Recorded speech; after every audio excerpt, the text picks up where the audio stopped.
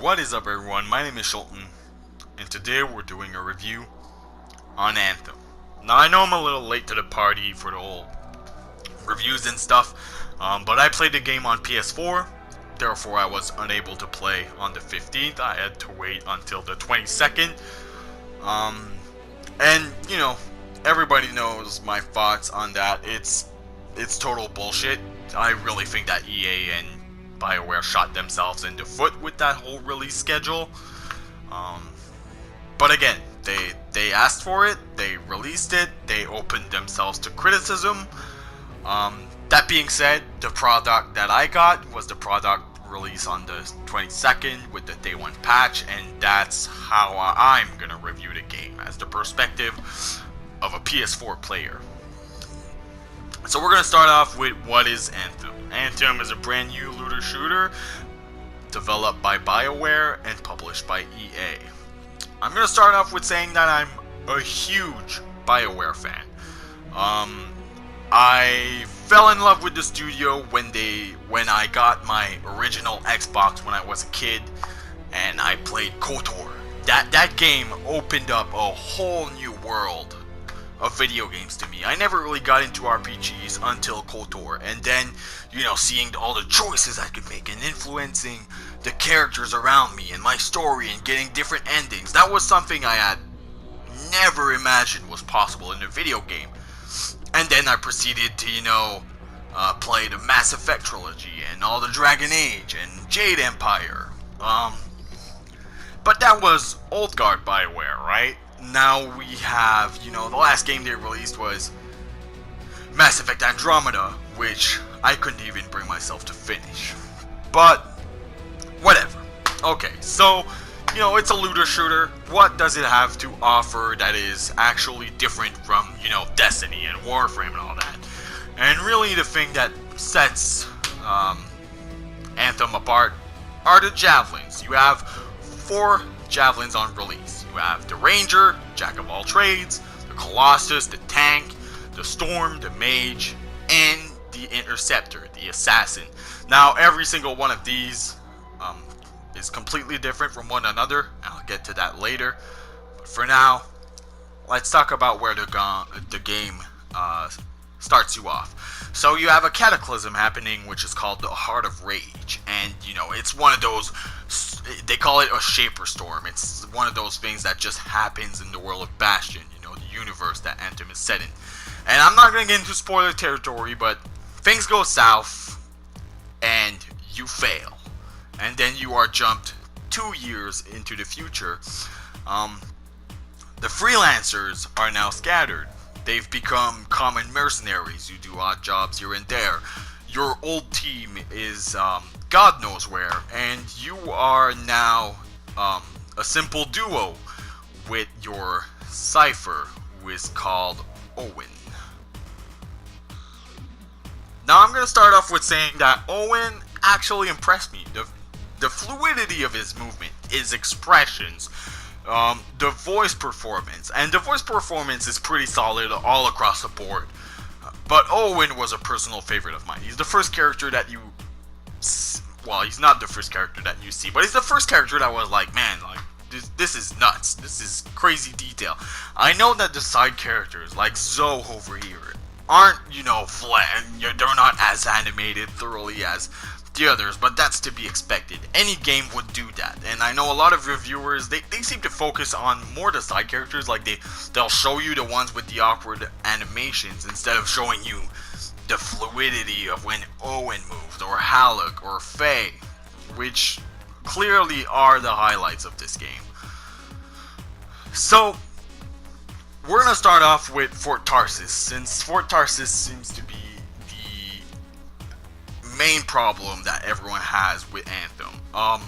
So Fort Tarsis is where you get your story element of Anthem, right? You walk around this hub and you talk to people, you get your quests, you have your shop, you get your contracts and all that, and you make choices. Now understand that the choices are trivial at best. But there is something that people need to understand. This is an online looter shooter. If you were expecting your choices to have the level of impact that they had on Mass Effect or KOTOR or Dragon Age, you are sadly delusional. This being an online game, you need to create an experience that is, how do I say it? Coherent for everyone. You can't have characters get killed off for someone, and for someone else they're still alive, and then you're in a mission and that character talks and it's like, oh, he's supposed to be dead. Like it just wouldn't work. You have to set your expectations in a realistic manner. Okay, so I see a lot of reviewers complaining about stuff, and I'm kind of bashing my head against the wall. I'm like, what game were you looking at? But the one thing I can agree with is Fort Tarsis kind of destroys the pacing of Anthem, right? Because, you have your missions where, it's Octane, you're flying around with your javelin, you're shooting big explosions, it's awesome, and then you come back to Fort Tarsis and you were having fun and laughing with your friends, and you get to Fort Tarsis and it's like, okay, everybody shut up, I gotta get a quest and I want to know what the fuck is going on. I don't know, it kind of breaks the flow. It almost feels like this should have been part of a single player game, but it's not made as thoroughly as a single player game. So, it's kind of at odds. I will say, though, I see a lot of people complain that there is no story in the game and it's only 15 hours long. Nah, that's bullshit, okay? Most of these reviewers obviously rushed through the content. Some of them even say like, oh, the story's crap, I skipped through it all. Well, how can you say it's crap if you skip through it all? So, in between every mission, I took the time to talk to everyone in Fort Tarsis at every single opportunity I had. I finished the campaign around 35 hours in, and there was no, oh, I finished the story at level 20 and I had to grind for 10 levels. No, I was actually level 30. So you can complain all you want, but the content is there. You just have to play through it. And I can tell you this, if you give these characters a chance, they will grow on you. I enjoy a lot of characters in this game, right? Owen, Halleck, Faye, Dax. Dax is freaking hilarious. Hamal is pretty funny too. You just gotta give it a chance, man. But whatever, Fort Tarsis is its own thing. What I really want to talk about is when you get in your javelin. Now, javelins are freaking awesome, The way that you go from running to flying seamlessly is just masterfully done here. And, there's a lot of little touches, right? Like if it's raining, your jets will overheat much slower. If you fly close to water, it will cool you down a little bit, or your heat will build up not as fast. Or if you go through a waterfall, it'll actually cool you off completely. So these little touches make the javelins feel more like machines and not like fucking robot magic, right? And then you have the combat, and the combat is easily the best part of Anthem. You have these awesome abilities like the Colossus's ultimate, which just shoots fucking nukes out of a cannon, and then you have different things that you can equip for your different abilities. Like you can have a flamethrower and a shock coil, or you can have a railgun and a mortar, and all these different things. And and then you have your loadouts can actually do combos, and I'll get into the combo system later. But there's a lot to appreciate here, right? So you start off, you choose your components, and you have these different things that will upgrade. Like you'll have something that makes your explosive better, you'll have something that makes you eat up a lot less faster, and then you have the guns. The guns are a little lackluster. Like clearly you have to use your ability more than the guns at first, and then I got my first masterwork, which was the Thunderbolt of Yevgenia, and that gun changed it for me. That gun freaking melts shielded enemies. What it does is it actually calls down a bolt of lightning when you're shooting at someone, and electric damage is pretty much the best damage against shields. And so when you start getting these masterworks, you'll start using your guns a lot more often than you do your abilities. So here you're seeing the combo system. So pretty much what I'm doing here is my loadout is I have a shock, a lightning coil, and a flamethrower. So the way it works is you have primers and detonators. So in this case, my flamethrower sets people on fire. So that's my primer. And then the electricity will make the fire explode. So that's my detonator. And that brings a lot of possibilities, right? You could go with an all primer loadout, and your friend can go with an all detonator loadout, and you kind of, coordinate your attacks. There's a lot to appreciate here. And then, you have your javelin customization. There's a lot to love here. You get to choose the different materials. You get to choose from a wide variety of colors from different parts of your javelin.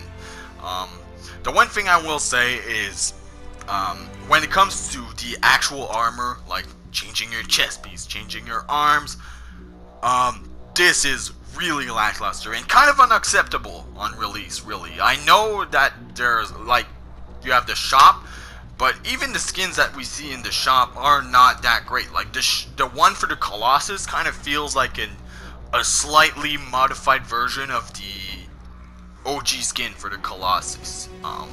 So I don't know. I hope that there's more there, but for now, I only see 3 sets, and that's kind of disappointing. Next, let's talk about the map. The world that you're playing in. The map is gorgeous. It's really awesome to look at. But one gripe that I have is that it's all green. It's all caves and jungle. So, I feel like there should have been more, and the map isn't really that big. And then when you count on top of that the objectives of the things that you do in that world, right? So the objectives are usually defend this point or gather X amount of items or kill all the stuff. I will say that, in context, like, the things you'll do will be different, right? Like, you'll get sometimes you're arming a bomb, sometimes you're defending a bunch of sentinels, sometimes you're gathering relics to open up a gate, sometimes you're gathering tools to repair a strider.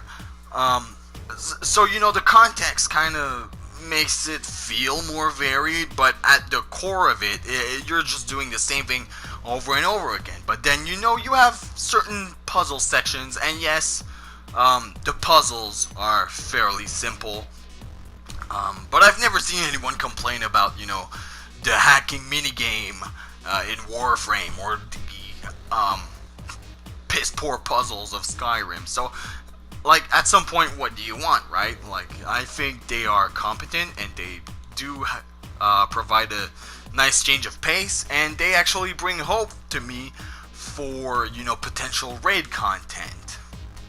So, while we're on the subject of content, let's talk about the lack of it. On release, there are only 3 strongholds. I don't care what you think about this. This is a fucking joke. It's a fucking disgrace. This game was 6 years in development, and it's not like these strongholds are mechanically rich or anything. It's just a fucking cave, and you spawn some enemies here and there, and you do the same objectives you do in the campaign. Sure, you get a boss fight, but the first boss is actually just a big fat bullet sponge that just goes away, and there's ads coming. You've got one where, it's got a shield, and you gotta break the pillars to shut down the shields to damage it. And then you have the Heart of Rage one where you have actually 2. You have the Titan, and you have, the last boss. I won't say who it is. And then on top of that, the technical issues. Here, that's a funny bug, right? Oh, I opened the gate, but the guys are already out. Haha, funny. But then you have dumb design decisions. Like here, I'm fighting an Ursix. I'm in a boss fight. and my girlfriend was actually right behind me going into this boss fight, but as soon as I get through the corridor, a fucking wall spawns behind me and she just crashes in, and she's just stuck watching the whole boss fight. She can't do shit. And then, you know, when I'm finished with the boss fight, I'm like, oh, come get your loot. And she's like, well, I can't because the wall won't fucking disappear. You know, and then you have the loading screens. The fucking loading screens, they're everywhere. They don't bother me as much in their length. I don't know if it's because I'm used to game like Monster Hunter World or something, so, you know, but it's in the frequency at which they happen, right? Like, you know, you want to go change your loadout, loading screen. You want to exit back, loading screen. You want to, you know, launch a mission, loading screen. And then once you're in a mission, oh, your friend's too far from you, you went to the next room, loading screen. Like, sometimes I am literally behind the person, like 2 seconds away from reaching the objectives. It'll fucking load me, and then it's like, once I'm loaded back in, I'm like 5 meters further. And it's like you have these two mechanics, right? You have like the tether that will teleport you, and then you have the wall that will block you off. Like, pick one. I don't understand why sometimes you're getting teleported and sometimes you're being blocked off. What is so hard? Like, I kind of get why the wall is there. It's to avoid exploits, right? Like staying in the other room and taking pot shots at the boss. Because we did that all the time in Destiny. I feel like that's the reason. But there should be a way to, you know, be able to go through the wall, but not being able to pass through it from the other side. I don't see what's so hard about doing that. You know, so, like, at the end of the day, like, I really like Anthem. I really enjoy the game. I actually enjoyed the campaign. I enjoyed the characters. But can I recommend it? No, I can't, because of these poor design decisions. It feels like no one tested this game. It feels like we're beta testers, or even alpha at this point. You know, there are glaring issues. Yes, the campaign is actually interesting. Yes, the characters are actually quite a lot of fun.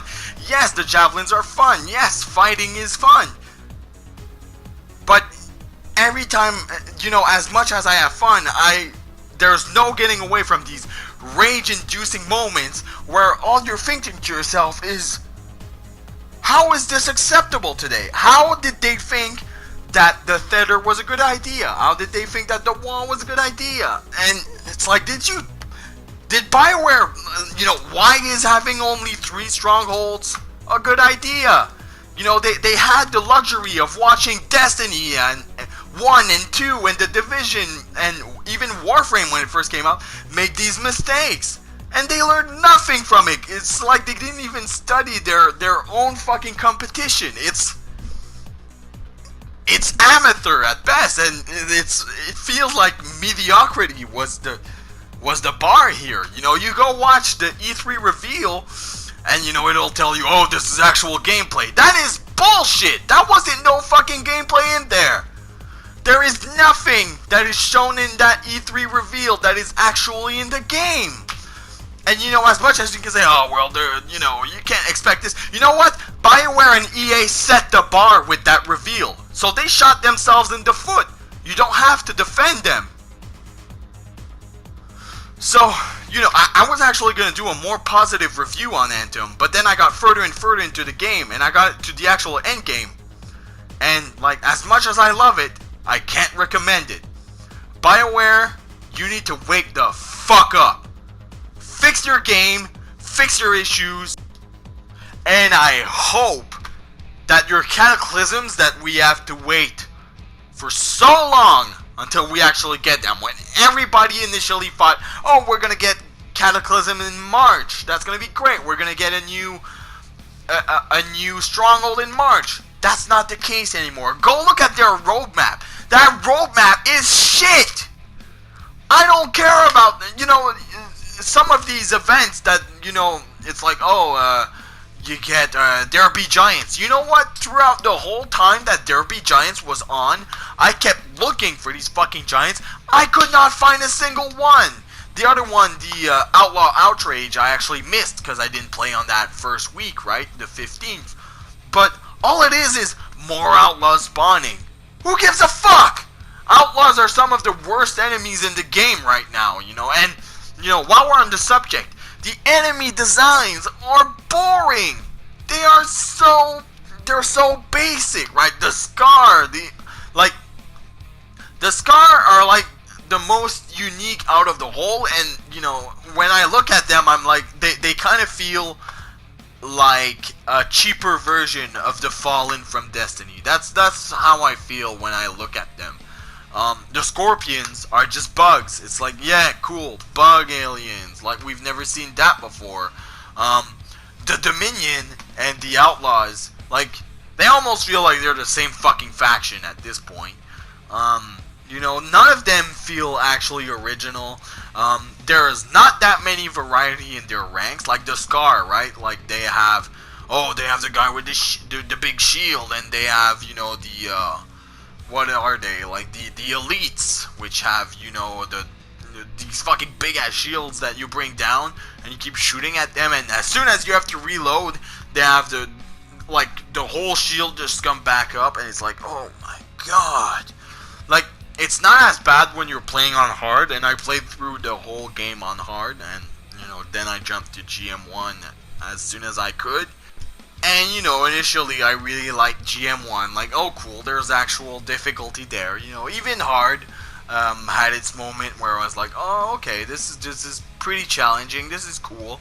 But, you know, like, it's only artificial difficulty, you know. It's just bumping up the stats, which is the laziest way you do difficulty in a video game, you know. And I would be fine with that if we had more content, if we had more challenging content.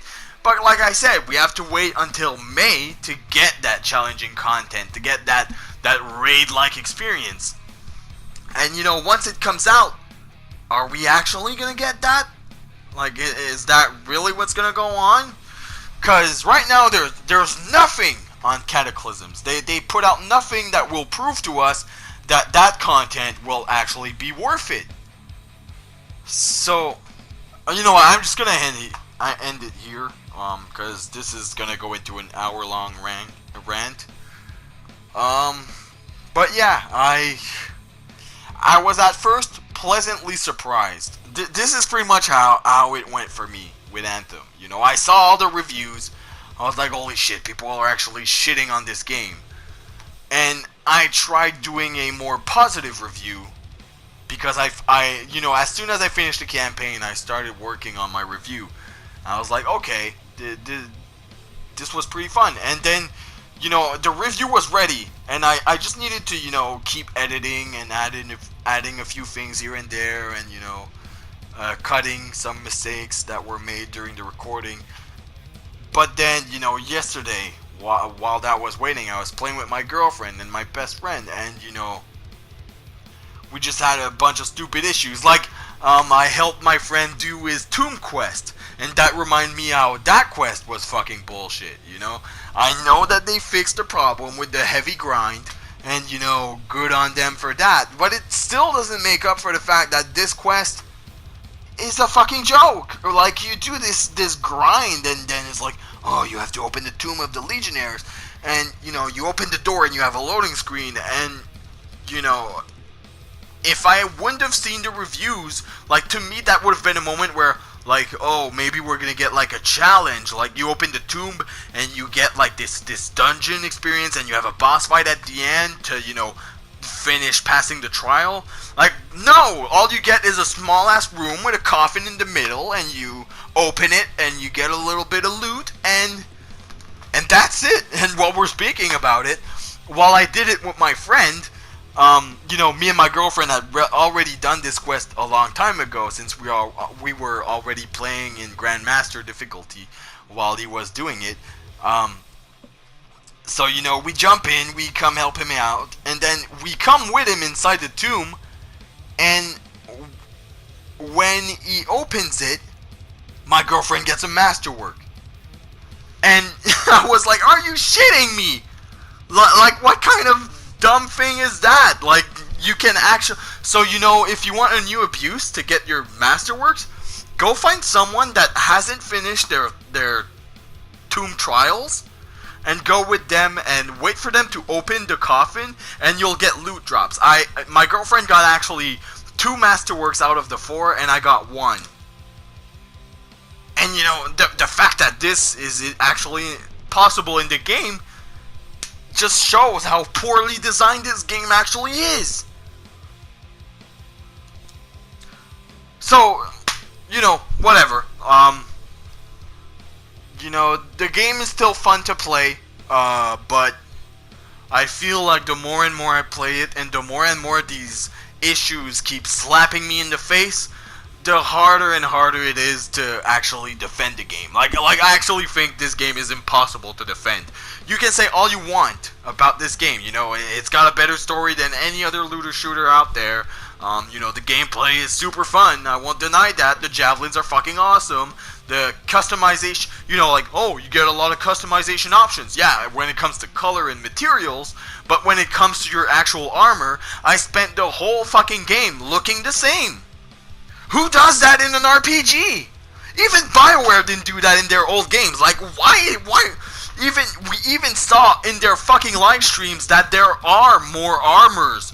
But no, they're gonna hold them back and wait for Prospero to fucking entice us to buy it for real money. Cause, you know, I don't know for you, but I'm not making that much gold in this game. You know, it's kind of slow.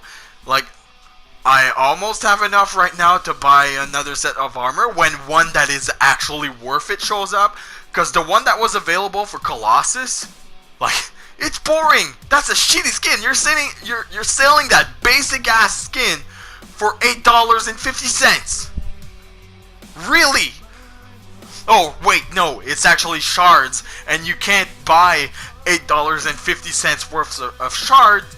The minimum is $10, so you're gonna spend $10 and you're gonna be stuck with 150 shards left over, so that, you know, you'll keep thinking to yourself, oh, I have these unused shards, maybe I should put some money in the game to actually use the shards, and you're always gonna have leftover. It's a fucking technique that these kind of developers and publishers use to entice you to buy more.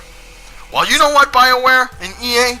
If you want me to spend money on your fucking game, maybe make your fucking game worth it. Well, whatever. I'm done. I'm just gonna keep raging all day if I keep recording. So, whatever.